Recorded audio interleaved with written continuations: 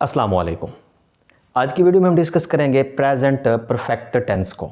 इससे पहले हमने प्रेजेंट कंटिन्यूस टेंस को डिस्कस किया था और उनके एडवर्ब्स को भी हमने डिस्कस किया था कि कौन से एडवर्ब होते हैं जिसकी वजह से आप पहचानते हैं कि फ़िक्रा प्रेजेंट कंटिन्यूस टेंस का है। आज की वीडियो में भी हम डिस्कस करेंगे कि कौन से एडवर्ब हम फ़िक्रे में इस्तेमाल करेंगे कि फ़िक्रा प्रेजेंट परफेक्ट टेंस का बने। प्रेजेंट परफेक्ट टेंस के कौन से एडवर्ब हैं यूज़ ऑफ वर्ब में इस्तेमाल होते हैं और उनकी मदद से आप फॉर्म ऑफ वर्ब लगाते हैं या करेक्ट यूज़ ऑफ वर्ब लगाते हैं। मैं हूं नज़ीर अहमद और आप देख रहे हैं मेरा यूट्यूब चैनल ग्रामर दोस्त।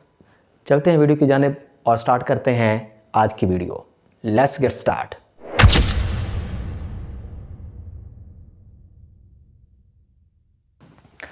ओके, प्रेजेंट परफेक्ट टेंस यानी फ़ेल हाल मुकम्मल।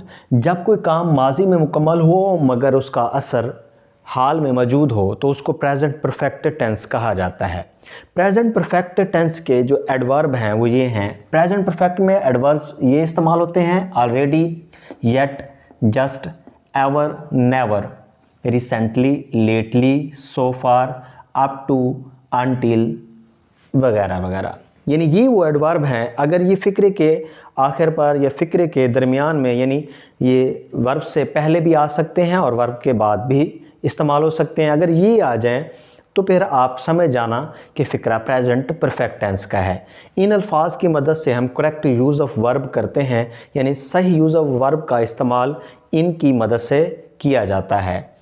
तो आगे हम चलते हैं कि लाजमी नहीं है कि ये मौजूद हो। अगर ये मौजूद ना हो तो फिर हम क्या करते हैं, फिर हम इसके सबसे पहले उर्दू में पहचान देखते हैं कि प्रेजेंट परफेक्ट के उर्दू फ़िक्रा के आखिर में क्या आता है। चुका है, चुकी है, चुके हैं, चुके हो, या लिया है, ली है, लिए हैं, यानी अलिफ है, छोटी ये है, बड़ी ये हैं वगैरह भी इसके अंदर आता है। यानी इन दो लफ्ज़ों की मदद से, इन दो स्ट्रक्चर पहचान की वजह से हम इस फ़िक्रे को समझ लेते हैं कि फ़िक्रा प्रेजेंट परफेक्ट टेंस का है। स्ट्रक्चर देखते हैं कि सबसे पहले सब्जेक्ट लगाया जाता है, उसके बाद हैज़ और हैव। याद रखना है कि हैज़ लगाया जाता है यानी ही, शी, इट या वहद नाम हो तो हैज़ या हैव लगाया जाता है, या हैज़ लगाया जाता है, और हैव लगाया जाता है आई, वी, यू, दे या जमा नाम। जमा नाम हो तो फिर हैव लगाया जाता है। उसके बाद वर्ब की थर्ड फॉर्म यानी थर्ड फॉर्म ऑफ वर्ब लगाई जाती है, ऑब्जेक्ट लगाया जाता है, उसके बाद फुल स्टॉप। ये अफर्मेटिव यानी पॉजिटिव सेंटेंस का स्ट्रक्चर है। मिसाल मैं देता हूँ, शी हैज़ ऑलरेडी। अब ऑलरेडी की पोजीशन ये है कि ये सब्जेक्ट और हेल्पिंग वर्ब यानी हैज़ के या हैव के बाद आएगा ये ऑलरेडी। तो याद रखना है यानी मेन वर्ब से या यानी जो असल वर्ब होगा, रियल वर्ब होगा, उससे पहले लगाया जाएगा ऑलरेडी। इसका इस्तेमाल और इसकी पोजीशन भी आप समझ लें। अब देखें कि submitted form, she has already submitted form. She के बाद हैज़ हैव यानी हैज़ आएगा, शी के साथ लगाया जाता है।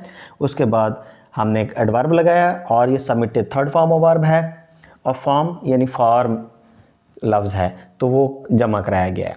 आगे देखते हैं नेगेटिव का स्ट्रक्चर। सब्जेक्ट हैज़ हैव यानी हैज़ हैव में से एक आएगा, उसके बाद नॉट आएगा, उसके बाद थर्ड फॉर्म ऑफ वर्ब, और ऑब्जेक्ट लगाकर फ़िक्रे में आखिर पर फुल स्टॉप लगाया जाता है। याद रखना है जो फ़िक्रा सब्जेक्ट से शुरू होगा वो फुल स्टॉप के ऊपर एंड होगा। अब इसकी एग्जाम्पल हम देखते हैं। इसकी एग्जाम्पल है दे हैव नॉट। दे के साथ हैव लगाया जाता है। Not arrived yet. येट का आप इसकी पोजीशन देख लें कि येट फ़िक्रे के आखिर में यानी वर्ब के बाद लगाया जाता है और आखिर पर ही लगाया जाता है। तो यानी ये हो गया नेगेटिव। आगे देखते हैं इंट्रोगेटिव का structure. Has have plus subject यानी अकॉर्डिंग टू सब्जेक्ट हम हैज़ हैव लगाएंगे। अगर सब्जेक्ट क्या हो, ही, शी, इट आ गया है तो हम क्या लगाएंगे, हैज़। अगर फ़िक्रे में आई, वी, यू या जमा नाम आ जाते हैं तो हैव लगाएंगे, third form of verb, object, और आखिर पर क्वेश्चन मार्क। और ये सिंगल इंट्रोगेटिव का स्ट्रक्चर है। याद रखना ये सिंगल इंट्रोगेटिव का स्ट्रक्चर है। इसकी एग्जाम्पल है have you ever, ever, never, just आ जाता है या ऑलरेडी आ जाता है तो रियल वर्ब से पहले लगाया जाएगा। बीन टू कराची यानी क्या आप कभी कराची गए हैं? आगे देखते हैं डबल इंट्रोगेटिव का स्ट्रक्चर। डबल इंट्रोगेटिव में WH का लफ्ज़ पहले लगाया जाता है। WH से आपको पता है कि what, why, when, where, whose, whom और विच आता है। उसके बाद आपने हैज़ हैव में से एक लगाना है अकॉर्डिंग टू सब्जेक्ट। उसके बाद थर्ड फॉर्म ऑफ वर्ब और ऑब्जेक्ट लगाकर क्वेश्चन मार्क के ऊपर फिक्रे को एंड कर देना है। याद रखना है कि जो फिक्रा हेल्पिंग वर्ब से या WH या हाउ से स्टार्ट होगा तो फिक्रा एंड क्वेश्चन मार्क के ऊपर होगा। ये डबल इंट्रोगेटिव का स्ट्रक्चर है। इसकी एग्जांपल देखते हैं। Why has he recently changed his job?